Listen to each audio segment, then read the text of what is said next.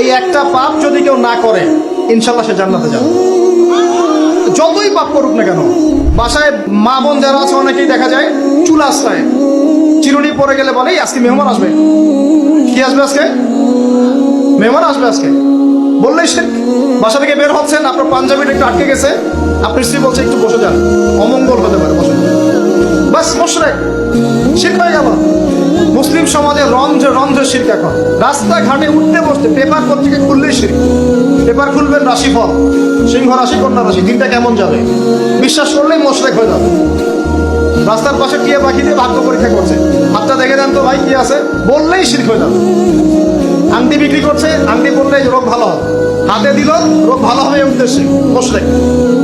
হাতে দিয়েছে রোগ ভালো হবে, আমার ডায়াবেটিস ভালো হয়ে যাবে, বিসমিল্লাহ, ব্যাস মুশরিক। এই আকীদা নিয়ে পড়লেই মুশরিক।